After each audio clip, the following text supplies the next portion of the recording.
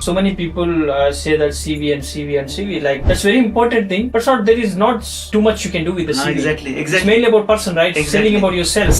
So there are two things companies are looking for. Either they want to make more money or save more money. UK is not an education economy. It's a skill economy. What's the situation that UK is in right now and the changes it is going through, especially for the student? It is very tough. It keeps going to be tough for the next few years. Become more skillful and learn to sell your skills. Such a weird thing. People do MBA in entrepreneurship and they think in English I'm looking for a job. And I'm thinking, what is the point in MBA in entrepreneurship? So many. Hi Nilesh. Hi Narendra. Thanks for coming to the podcast. Thank you for. So before we jumping into the actual topic of coaching people on developing their personality or getting what they want in their careers, talking about the businesses and your profile, how would you introduce yourself to the people? What you've been doing from the past 15-20 years? Right. Okay. Then the very good question. If I had to sum up what do I exactly do in one word, I'm a problem solver. And maybe this came to me, when life hits us with so many difficulties, you learn how to go ahead and keep going and solve the problems. So I started my journey from India. I'm from Pune in India. Came to this country as a student. And we all come here to this country in the UK with some sort of dreams. Right. So my dream was to start the business. And to start a business, I wanted to learn about MBA, the business. No one in my family has done a business before. So then this was my only chance to learn about the business and start a business on my own. So I was very much focused getting the job. But the weird part about learning about business is because we don't have money and we think we are doing MBA, we again think about doing a job. Now that was very weird. I wanted to start a business, but the first thing I need to start here is a job. And but yeah, nothing unusual. Everybody has to start somewhere. So you came from India to do masters? I came here to do my MBA degree. Yes. And when was it? This was in the University of Bradford. No, when was it? This was in 2007. 2007. I was looking for a list of universities, just like most of the students do, and we figured out, okay, this university might work well for me. Applied for some of them, got few admits, and then finally selected based upon the cost of living and those normal things we do. I come from middle class family in India, so doesn't matter whatever the decision we take, we need to think about money as well. We need to think about our circumstances and the money. Money becomes a very important part, and then most of our decisions we change based upon one way or other way. Yes. Come from very good family. My father was a doctor. Good thing he didn't force me to be a doctor because a lot of doctors usually was their sons to be doctors. But he was very nice and he told me that Nilesh, whatever you want you can choose. And maybe I was much more inclined to engineering, so that's why I chosen the engineering. Then I thought, okay, after doing the engineering for a few years, I thought, okay, maybe doing a business will be nice. So that's why I came here to study business. Now, how was your student journey back that time? How was it? Did you is it easy to get the jobs, part-time jobs, full-time jobs, and then where in situation India? in 2007? No, here in UK. Oh, that time. See, I was very new, but one thing I always realized, stay focused. So the day I landed in the UK, my focus was to get a job. I don't know why. I was very much focused. I still remember I was at the airport and I'm landing. I knew why I'm here. So many people used to think that I'm here for my MBA. I used to think I'm here for a job after MBA. Just that change of words used to make a very big difference. People say I'm here for studies. I used to say no, I'm here for job after studies. So that job after studies used to change my mind. So whenever I look at something, I used to figure out, okay, where can I get the opportunities? What do I need to change? So many times I started my personal development journey much ahead in the UK. Most of the students think about graduating and then starting the personal development journey or looking around, making connections, making contacts. But for me, I think maybe I was much more focused at that time. I don't know how that focus came. Maybe the middle class family and I had to pay back the education loan. So is it a lot of Indian students over here at that time? That time they used to be called as Orkut something, if you remember, just like before Facebook, there was a social network called Orkut. And we used to connect and just like no WhatsApp and nothing, right? That time. Yeah. So we used to connect to the Orkut. So we had a group for our college, participants of 2007 batch. And we connected, and then when we came here, we already knew few people, from our batch. That's how we made the connection. So before landing here, we managed to make the connection and figure out where we are going to stay. accommodation, Right. group mates, and those all sort of things we did. That's how it was. But then, if you ask me about the job question, I mean, people had different opinions, but I always believe that, and if you look for something like with much focus, you'll find it. So when people say the economy is bad or the market condition is bad, maybe I don't listen to that too much. I tend to see like where is the gap in the market, and if you can find it, you will get it. So maybe that was my approach at that time. When rest of my colleagues in the MBA class, they used to go for a part-time job. I used to think, can I get some work from home sort of options where at least I'll make more money than minimum wage. And I actually found it just because I had a background in automotive, and there were some softwares I used to do, and happened to find a job which allowed me to work from home, still earn better amount of money. So those sort of things I did. But that was a nice journey. So like you came in 2007. 2008 is the year where almost like entire world has suffered biggest ever crisis in the Exactly. in the human history almost. Yeah, right. Right from America, India, I mean even UK. Yeah. I think that time It was a like, recession, suffered, biggest right? recession. So how was it like to getting your professional jobs after studies at the time then? I mean, actually, what happened? The recession started probably because I was very much focused on getting the job.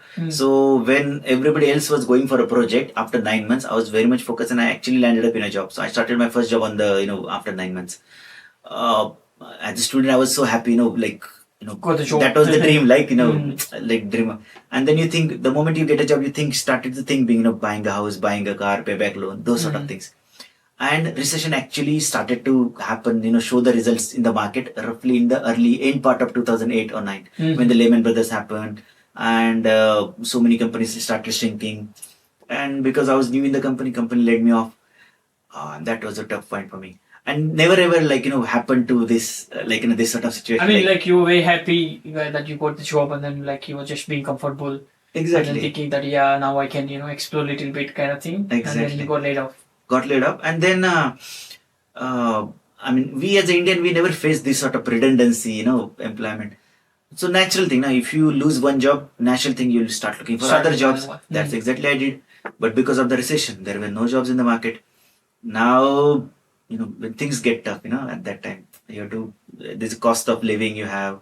Then, you have to survive, you have to pay back the loan. And then I used to realize that, the money is shrinking. I have to do something. But one thing was, nothing emotional, but we do two things to earn money. Either we do a job or we do a business. So my job thing was not working out. So I thought to myself, okay, if job is not working out, I need to do something else. So I was very good in strategy. So my university professor used to call me strategist. Really? I don't know why, but I somehow liked the strategy part, coming with the right sort of strategy. So they used to call me strategist, and that stuck me. So I thought maybe I'll start a strategy consulting. So then I started my business as a strategy consulting, 2009. Very proud moment. Some of the silly mistakes as well, I'll tell you probably during the interview, during the podcast as well. But then I started my this company, and because in the MBA we learn about these big companies like McDonald's and Starbucks and Apple and these things. When I started my small consulting company, those strategies didn't work. 100%, yeah. Like because every business is different, and then the way they're operating there, the size and the scale of the business is different. And I see this in a lot of normal people when they're starting out the businesses, or when they're thinking to execute the idea. A lot of people actually compare themselves or compare to most successful companies. Exactly. That's actually not right. You know why? The time they started, the resources that they had, the mindset and the skill that they had is different. Exactly. The time that you are living in right now, and then the gap that you feel in the problem that you're solving is completely different. And you can't compare to the most successful company after when they become more successful. Exactly. The day when they're starting out, you didn't see how was it, right? Exactly. So that's what I like. I think I speak to most of my friends when they say that when they're motivated and then they started to working on some kind of idea, you want to execute this, and then they start oh, this is what they did back in that time. Exactly. And I say that's completely different approach that you're taking. No, that exactly happens because we see the success stories and we feel like we want to jump into the success stories, but we don't realize what goes in the background, and the situation has changed, the time has changed. So you need to probably apply different logic at this time. 100%, yes. Exactly, that sort of things happen. But sometimes you want to be making so many mistakes. I always say this: the faster you fail, sooner you will succeed. But then I end up making mistakes. So people in the market, people call me as a success coach, Nilesh. But the biggest thing I tell my students, is you fail. The faster you fail, the faster you will learn. And there's a fear of failure that most of the people have, as you know, right? 100%, People don't want to try out something just because fear of rejection that, or fear of failure. We might get rejected. Exactly. Yeah. And I always say that you get rejected first. You fail first. When you say like the faster you fail, that actually means like you are trying much faster compared to other guys. Exactly. So that will actually make you, have you some sort of experience. Correct. And then make you learn something, and then you're figuring out, then actually putting into application again when you try something new again, right? Exactly. Exactly. So strategy consulting means like what kind of strategies that you do offer to the businesses? When I initially started, I always think about growth. So any company want to hire a strategy consultant, ultimately they should think like, what is the real help that person is doing to me? So there are two things companies are looking for. Either they want to make more money or save more money. So I work in that category. If I work with any business, even right now, I look to, grow their business either by marketing, branding, or, add some extra channels of sales. Or second, cut down the inefficiency. Exactly. So that is on the second part. How can I save the finances? So that the cut down immensely. Something we call it as a financial engineering. There are certain businesses because they've grown from let's say 5 to 45, or maybe like 10 to 100. Sometimes owners even don't realize where the inefficiencies are there. 100%, yeah. So as a strategy consultant, when I go there, sometimes it's very easier to find. It's a third person view. 100%. We do like actually they're running from the inside, right? Exactly. They don't actually realize when the mistakes are happening, and then they don't notice a lot of small things which are not not good. But when third person enters, as soon as he sees that this is something against the company cultures, this is something that that goes against the values of the company, exactly, or have some sort of negative impact in the long term, if not immediately. Exactly. Right. That's what we tend to observe when we see from the outside. That's it. And I'll give a very simple example. Maybe we have this bottle here, right? So we have a name of the bottle. Now, to read the name, you can't read the name from inside. We have to come outside and read the name. That exactly happens. So many times, we as well, our growth as well, personal growth.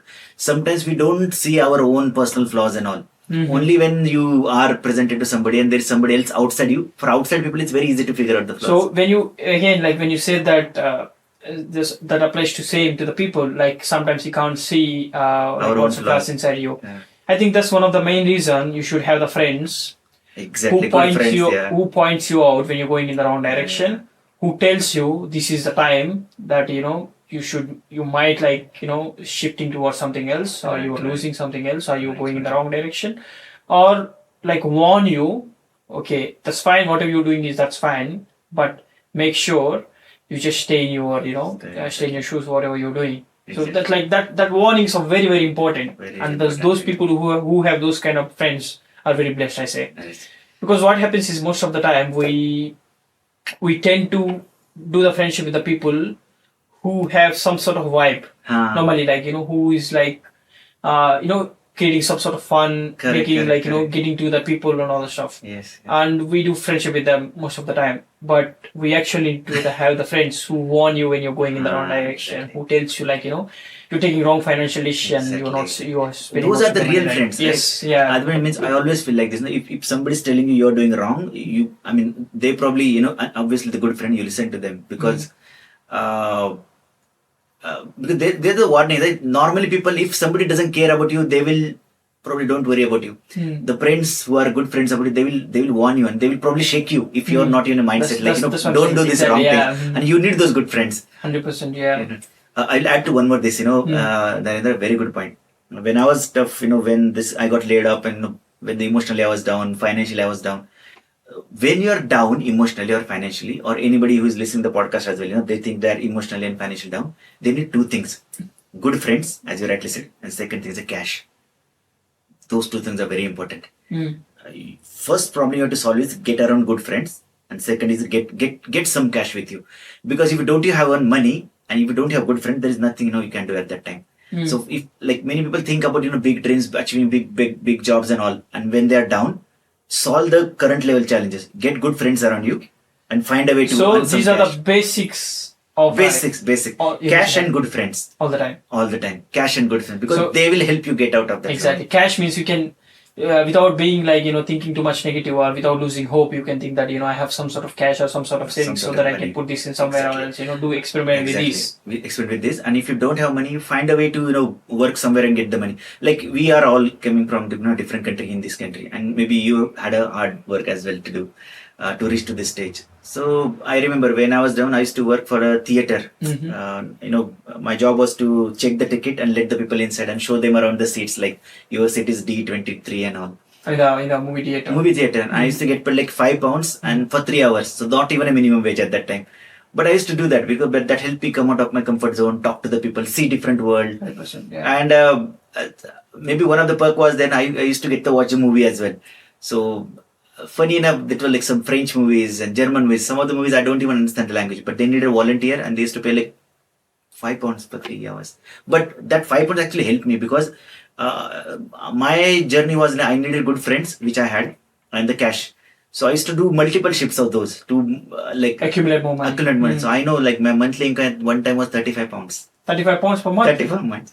We are not ready to do that per day, or not per day, like half day. £35. But that actually told me that you can go through the tough time.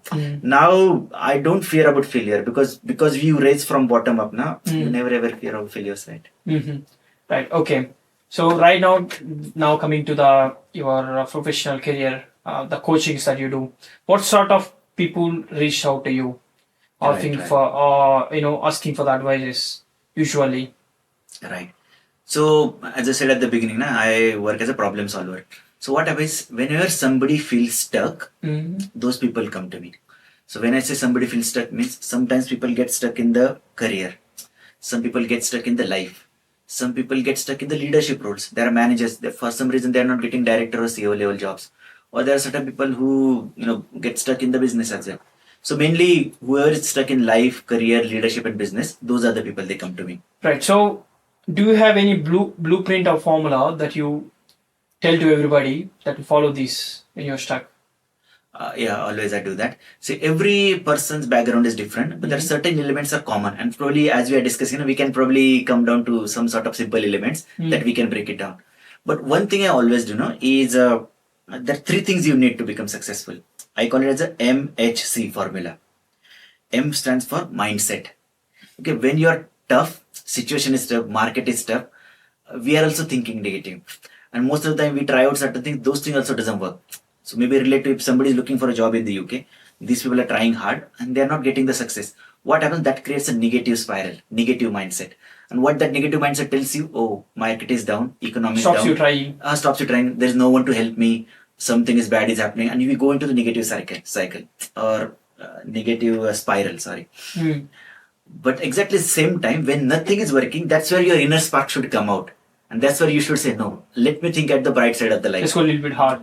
Let's think, I know there is a problem here, but is there a window of opportunity somewhere? We look for that window, but that will only come if you have a right mindset. If you don't have a right mindset, I always give this exercise to my students. Ask them to write down a list of colorful items, whatever they see. And they end up making a list, maybe 10 items, 20 items. Okay. Then I ask them, can you make a list of probably all the red items that they see? And they make a list. Now I ask them, how many were the red items in the first list? They say 4. How many are the red items in the second list? 10. How does this happen? You're only seeing that, right? Because now you're focused. So that's what happens, right? If you're focusing, market is down, economy is down, no jobs in the market, getting job is tough, interview getting is tough. That's what you'll see. But if you change your mindset, no, let me figure out where are the jobs, where I can go, what I can do, that it will change your mindset. So the formula, first element in the formula is M. Second element in the formula, Narendra, is called as H. H stands for habits. Many people want to achieve big things in the life. Their habits are so poor.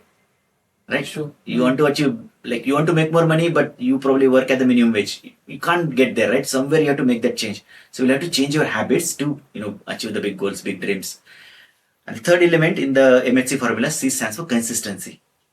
Probably most of the people know how to stay healthy, how to earn more money. Most of the people know. I mean, we know those stuff, but it's we difficult don't do to it do this regularly. consistently. It's very tough. What makes me different? I'm extremely consistent. I think before coming here, we were having a talk, I told you, I wake up early and all. But that has become my habit.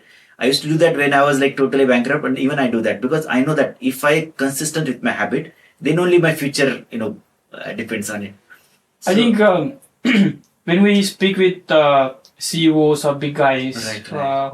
who have achieved some sort of hierarchy or success in their life, all they talk about these basic things: consistency, habits, Exactly. And having mindset. positive mindset. Correct. We actually think like they will give some sort of internal secret, but it's not. Exactly. This is the internal secret. These are the basics. Basics, right? Mm. I always tell this. If you want to, doesn't matter how much big, tall building you have to build, you have to first build the foundation. You get the foundation right. Right? That is most of the people see the big part. Okay, how can a big build? Start with the foundations. What are your mindsets? Whenever somebody works with me, I check them. How are they spending their time? And they ask Throughout me, the day. throughout the day. I mean, they want to apply for the different jobs, but I can see that there's nowhere they have time to apply for the then, jobs. like when there is no input actually. No input expecting the going output, there. yeah. And then these people are like say mostly on the social media scrolling something, and they get confused as well. And nowadays social media doesn't have to wait to reach. It's always there in front of you. So you never know what you're scrolling, what you're 100%. watching. So you need to very. I mean, it will be surprising. I'm in the UK for 17 years. I own a couple of businesses. Some property portfolio of £1 million. I haven't bought a TV at home. Really? I haven't bought a TV because I realized that TV is a distraction. So even my daughter now, she's 8 years old. If you go for holiday somewhere, she will see a TV in the hotel room and she feels nice about Special. that. Special. That is special for her. But if we haven't bought a TV, but then because of what that happened, our habits were totally different. When people came home at the evening, they have a natural thing to turn on the TV. And I realized that when you turn on the TV, this shuts off. If it's a laptop, at least you know what you're typing, what you're searching. You have a control. TV, you can't control. Okay, you have a remote control, but the only thing you'll use is to change the channel, nothing else. So I realized that was very conscious decision for me not to buy a TV. That helped me, it's very rare. It's very rare. Very, very rare. I haven't bought a TV. People come to my house and say, Nilesh, where is your TV? Is it in bedroom? Is it somewhere? And when I show them around, they say, why you haven't bought a TV? I tell them, like, it's that same thing. TV is a distraction, maybe now. It's like what do you do for the entertainment or like some sort of relaxing then? There are plenty of things we do. We play games. I have a daughter. We play games. We go outside for walk. We like going on holidays as well. We go there. If day-to-day thing, we all like reading. And nowadays Netflix and all, right? So we can watch that on the laptop as well. So we don't need to have a TV for that purpose. But having TV in front of you makes you watch. Now we realize that now we can spend our time the way we want, and we also get free time. That time we can choose what we want to do. So when I'm with my daughter, if the summertime is there, we go out in the park, or my wife is there, we go out for a walk. My wife and I, we like, let's say, walking. She likes walking as well, so we together like to walk and all. So those things we do, and we realize that those things we wouldn't have done if there was a TV. Right. So those sort of basic changes we do. Right. Yeah. So can you give me like few examples of? Usually you say like a lot of IIM guys, IIT guys reach out to you as well on somebody who is like in very well management position reach out to you as well. Usually like what kind of problems that they come up with? Yeah. Come to with you. I worked in this industry from last 15 years. And I happen to work people from IITs, IIMs, London Business School, Harvard, even these professionals who work in Google, Amazon, Facebook, many Fortune 500 companies. So what happens, life happens to all of us, right? And life will give you challenges like, relationship challenges, mental health challenges. Sometimes you lose out on money, financial sort of challenges. Or sometimes, you get stuck in situation where you don't know what to do. So at that time, when these people get stuck, they need somebody where they can talk confidentially and share everything on their mind. See, I know we are connected with everybody right now, but the biggest challenge right now is we don't have anybody where we can express something completely from heart to heart. It's very rare. It's a real problem. So it doesn't matter whoever people are working, maybe big companies, like what he's doing or what is going on. We all need that one person who will understand us and guide us and maybe talk to us that openly.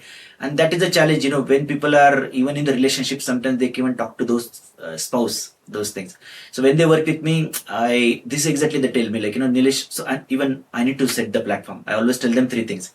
First thing I tell them, like, everything we discuss remains private and confidential. That helps with the confidentiality. For them to open up more. Open up. Second thing, always say, I will be non-judgmental. I mean, I need to ask certain questions, but I will never judge you based upon that. Ki you are from IIT, IIM, London Business School, or you worked in Google and all. You shouldn't be saying these sort of things. I never judge you because life happens to all of us. and everybody's journey is different. So you might have gone through tough time, but it's not me to judge you, right? It's your journey took you there. So you and your journey are different.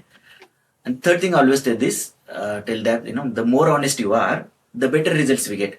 And that helps people because then they share so many things. Some of those things are not even known to their spouse. They're known to me. But for me, it comes as a responsibility because if somebody is opening with you, they're vulnerable. But I know that is the biggest power, right? But at the same time, it comes to me as a responsibility. So these are the people, when they come to me, they might have financial challenges, mindset challenges, anything. And these are smart people. They have grown the businesses to multi-million pounds. They have handled bigger teams as well.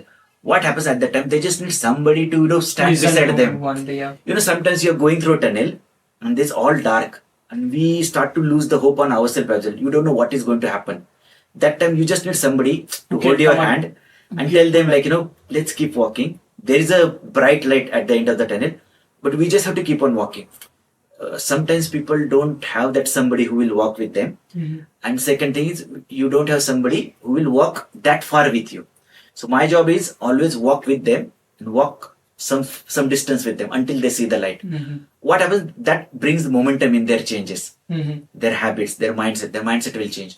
And when the momentum is there, all we need is momentum. Once you are in that momentum, you will make the change happen. So that's what I do. I work with people, bring them into that momentum zone. So yeah, as I said, problems for the people who are already doing jobs is different.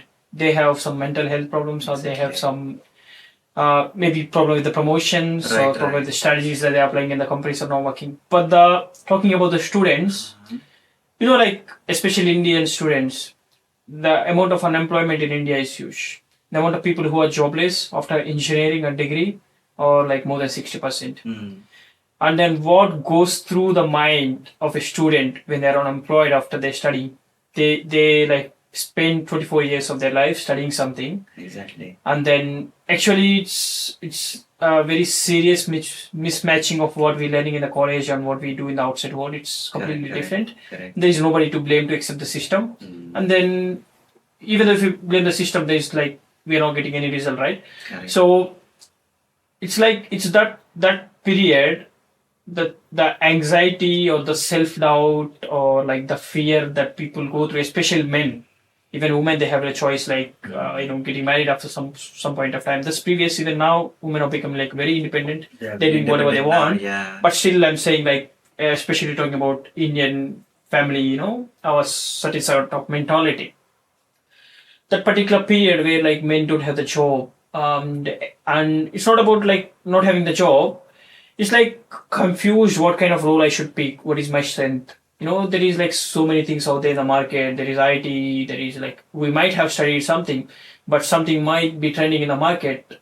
We should have tried that one. We should stick to our own thing that which we studied, or we should try something else. Or we should listen to our friend and go for to study something else or to experiment. That one period is so tough, and so I'm sure there are many people reach out to you in that period, right? And in the journey where there are a lot of self-doubt and fear. So how do you guide them actually? It's very, very tough. How do you guide them? And then what are the outcomes that they're getting? Right. When people are stuck, especially take this example of students looking for job. Okay, because that way I can answer much better. Take the example of UK as well. Okay. I realized much earlier in my career that UK is not an education economy. It's a skill economy. Now, what do I mean by that is in India, for example, you have bachelor degree, master degree. Master degree people will be looked at differently. Here it is not like that. Even I'm an employer as well. We employ people as well. We don't differentiate between bachelor and master. What we look at is a skill. So how skillful you are, and the second thing is how valuable are those skills to the marketplace. So people get educated, but still they don't have certain skills. Such a weird thing. People do MBA in entrepreneurship, and they think in English, I'm looking for a job. And I'm thinking, what is the point in MBA in entrepreneurship, right? Whole point of entrepreneurship is you start your own journey, right? But then now they think, Niles, I'm looking for a job. That's where the weird part of the education, right? So understand that UK is a skilled economy, not an education economy. Second thing, why somebody gets paid. if they are working for a company or a job or anything. Why do they think? People say, I get paid for work. But actually, Narendra, that is not true. You get paid for the value you add to that marketplace. Value you add to the marketplace. Now, what does mean by that? If you're working for a company, because of you, either company is making some money or saving some money or something's getting done. Some problem is getting solved. That problem is getting solved. That means the company is getting a value addition. For that reason, they need somebody. Just because you have the degree doesn't qualify you to do that job. Unless you have a way to present that, because of the degree, I will be able to solve your problem like this. Most of the people or the students, they are into that student zone. If you change your mindset from student to the value creator in the company, you'll be able to find the job much more quickly. Another thing I always tell, Narendra, to all my students, if you are looking for a job, don't look for a job. Look for a project. It's easier to get a project than to get a job. And most of the time, if you work for somebody, do some short project, the people will like you. If they like your work, they will offer you the job. What most of the people, it's natural, students want a job. So natural transition for them is to student life to the job life. But maybe if you're watching this podcast from Narendra, I think the one big thing, if you can want to take away, instead of job, look for projects. Projects are everywhere. Every company has some sort of work lying around where they're not able to find the right sort of skilled people. Projects are always there. Sometimes even there are unpaid projects. Still do that. But that opens up your network. That gives you the corporate experience. That is important, right? That's very true. And I also want to stress about this. We, especially Indians, correct, we don't have this mindset of taking the guidance or getting, especially when we talk about careers, there is somebody called career coach. It's like not many students, not like I can't say many, very rarely students are reaching out to career coaches when they are not, when they're not very clear about what they want to do. Correct. But these are the people who make you understand your strengths, right? Because these are the people who have walked the journey before you, right? So, if you want to learn, if you want to go for a swimming, you can't directly jump in the water, right? You need to learn how to swim and all. So take the advice for somebody who has already gone through that journey before. It will at least make your journey much more easier or shorten the journey. People want to figure out on their own. But guys, I always say this, you learn to pay the toll. If you want to cross a bridge, you pay a toll.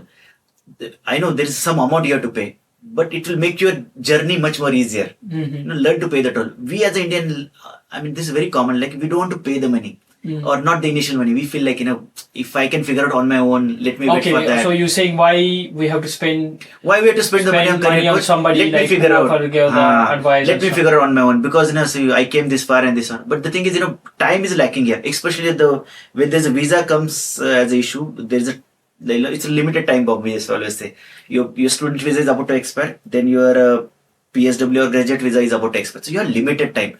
You want to make faster progress in limited amount of time. So you need to work smarter, not harder. So you work with somebody who has already gone their journey before, right? Speak to them. That's and let them analyze your personality, your CV, and then your skills. Then for me, I'm more on skills, Narendra, because there are people who have good CVs. Issue is not with the CV. Sure. Okay, so people should have good CV. No. I know, I know so many people say that CV and CV and CV. That's not very. That's very important thing, but there is not too much you can do with the CV. Exactly. It's mainly about person, right? Exactly. Selling about yourself. Precisely, Narendra. Selling about yourself. You got the point.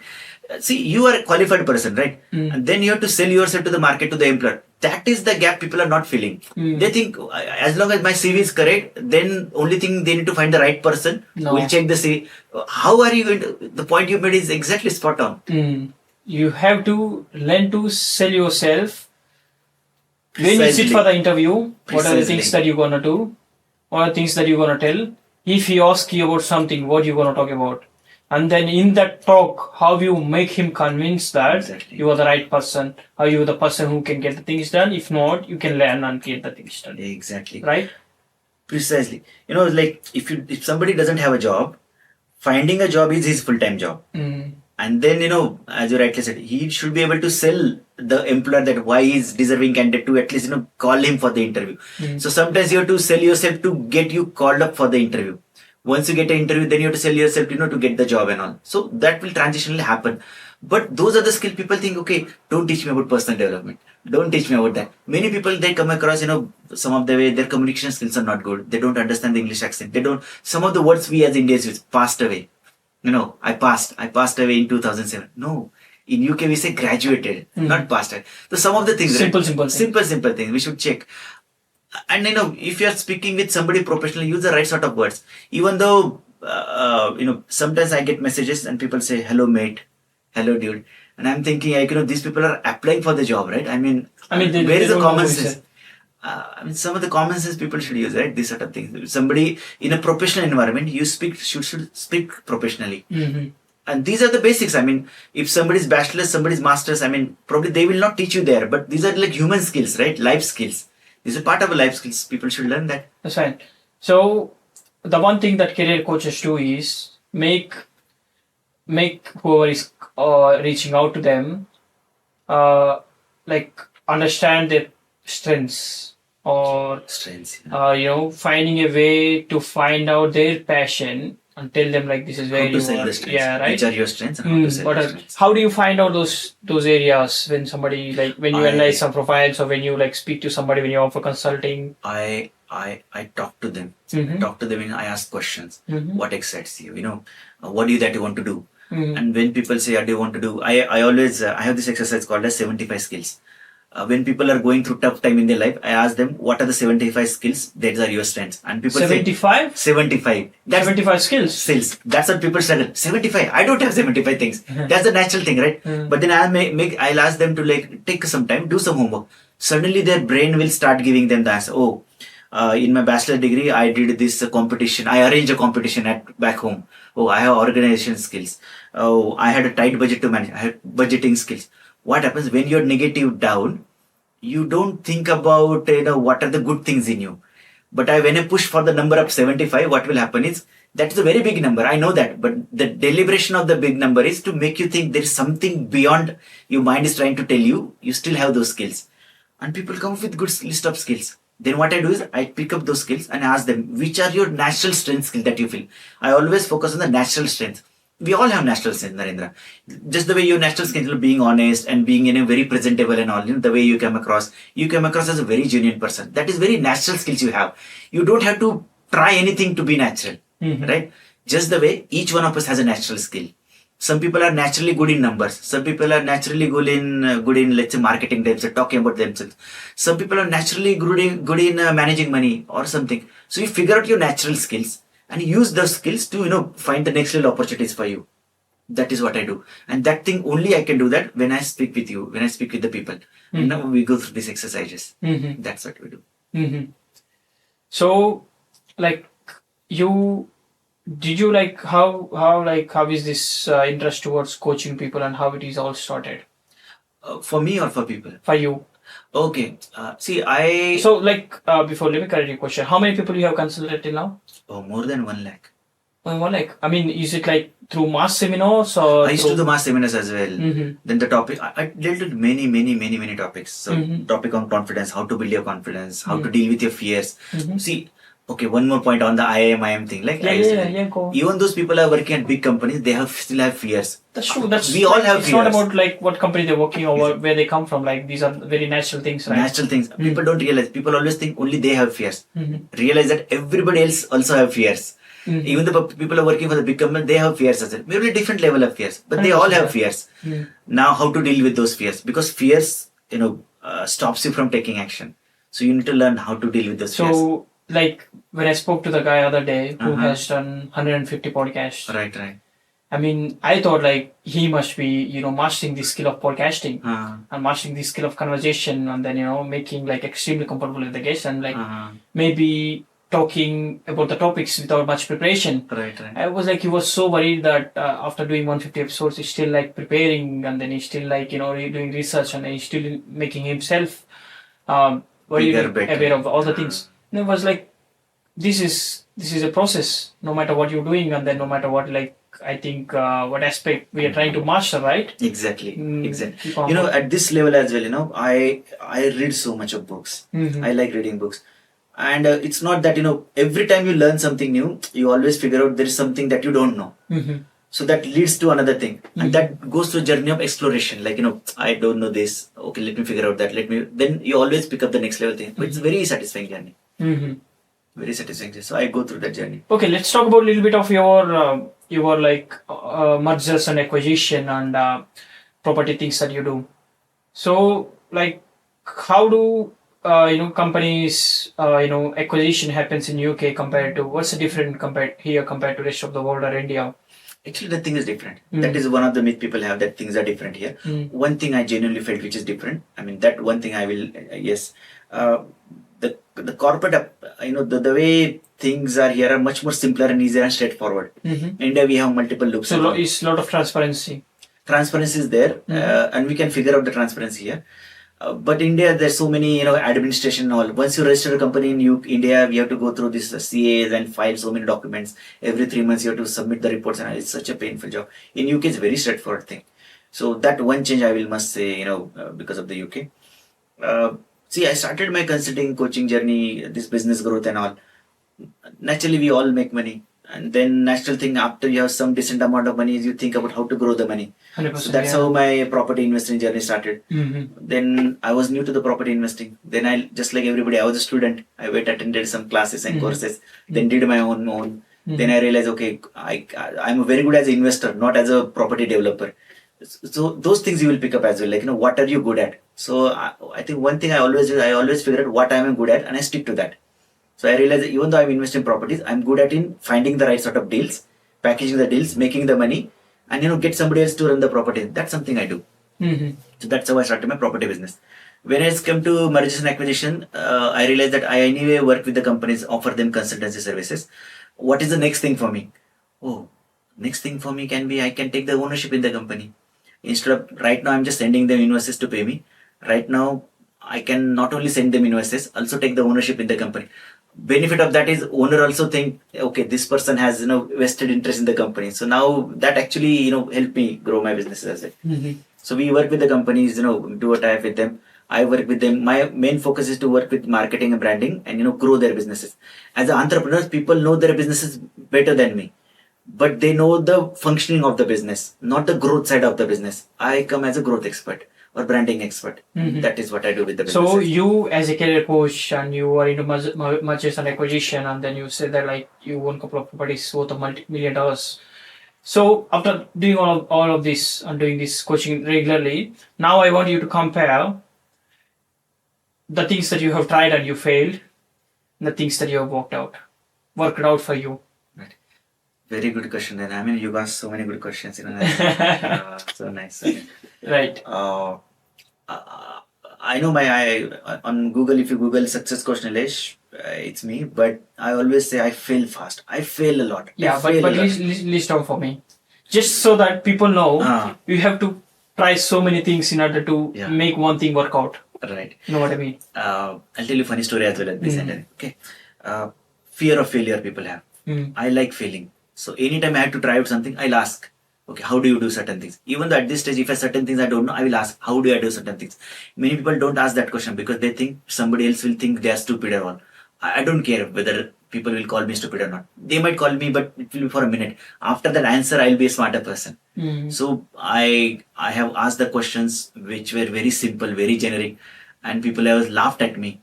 I didn't bother about that. I got so many rejections. As a sale in my business, every businessman has to make some sale. So I do sales as well. So when do we do sell, we get rejection. I don't get offended with the rejection.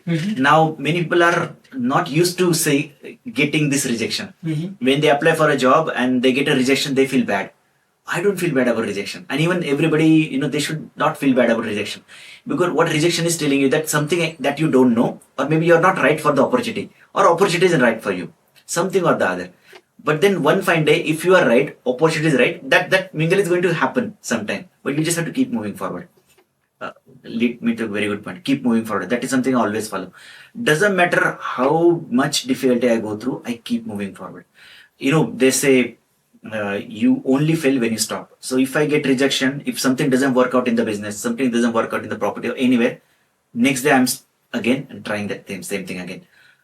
I just don't give up. I genuinely don't give up. So people actually, I mean, the only reason I think I have succeeded so far, I just don't give up. I try. I mean, I can keep on saying that I try because I just don't give up. And that's how it works. Another thing what happens, I'll tell you a funny story. And why you should keep on trying. I did my engineering, and this was in 2002. I graduated at that time, and when I graduated, I used to like this. IT industry was booming at that time, and because I did my engineering, production engineering, just like mechanical engineering, that time the jobs were in the shop floor. I never wanted to work in shop floor because I always thought the IT industry is booming. Can I get the job in IT industry where shop floor they used to work for 6 days a week. I wanted to work for 5 days a week. Shop floor they used to get holidays for Thursdays. I was in Pune. It was a holiday on Thursday. But these IT people used to get holiday on Saturday and Sunday. I like that profile. And the shop floor they had like blue uniform and all. In IT industry they had t-shirts and all. So I used to like that thing. So I thought let me work in the that sort of industry. So there was one company I used to like, and it ticks all the boxes for me. Location wise, job wise. I had an option. I had a dream like go to foreign, but with the company's money. I know some weird dreams we all have. 100%, yeah, So I used to there's nothing wrong. I wanted to go to foreign, but with company's money. Right. I don't know why I used to get. But when in the older time when we used to sleep on the रूप हम सोते थे ना रूप के ऊपर we used to look up, we used to get the flight. One day I will sit in the flight. So I had that dream, but I will sit in the flight, but I will not pay for that. I don't know why I used to think like that. But then after engineering, when I figured out this company, I applied for that job. I worked really hard, applied for the job, went for the interview. I didn't get selected. Okay. After 6 months, I applied for the same job again and I got selected. What do you think might be the reason? So after 6 months you applied and you selected, and before 6 months you weren't selected. What's the process? What's the selection process? Same process, the test and the interview. Is it any age factor? Is it like the HR manager had changed? Okay, so that is the point I wanted to make. See, many times you try certain things thinking the market. So other guy think that you are the right guy, and then or else they have a need quickly. Exactly. Somebody else thought maybe I'm the right guy. So this is the point I'm trying to make here. Is sometimes you knock the doors, those doors didn't open 6 months back. You try knocking the door again. Wow. They will open. Very good point. They will open because see, we don't realize, Narendra, everything around you is changing. Economy is changing, market is changing, people are changing. So when somebody said you no for a job, same people will say you yes, but people have that no for the rest of their life. It doesn't happen. That is the interesting part. But that's what I learned, So everything. So maybe that is what makes me keeps going. But I know that if I keep going, something else is changing in the universe. So the person who is saying, and it happens actually, either person will change, economy will change, or that person's need along the candidate will change. Something will change, and then you will fit in really well. So let's conclude this podcast by saying one last thing. We started this mainly to educate international students on various things, right from career, finance, properties, various other things which can be useful for them. Right. Because I'm an international student, I can relate everything what students go through. Just like me. Because what's the situation that UK is in right now and the changes it is going through, especially for the students, it's not going. It is very tough. It keeps going to be tough for the next few years. Because if you practically look at the market, if you practically look at the job opportunities and the skill set that we have and the skill set that UK is looking for, is very different. So one final advice to all the international students that you want to give who came on the student visa and wants to settle here, what do you say? Become more skillful and learn to sell your skills. Become more skillful and learn to sell your skills. You've done your bachelor's and education. That is good enough now. Now don't just say because people want a job because they have an MBA degree. People want a job because they have an MSc degree. People are asking for a job because of the education. That is not the way UK works. UK is a skilled economy. You pick out your skills and learn to sell your skills. That is the only way, you'll get the job. Very good. Like, pleasure talking to you. Okay, Narendra, you asked very good questions. Because thanks for that. The only way the podcast person can answer well when the person like you ask the good questions. Thank you very much. Thank you so much.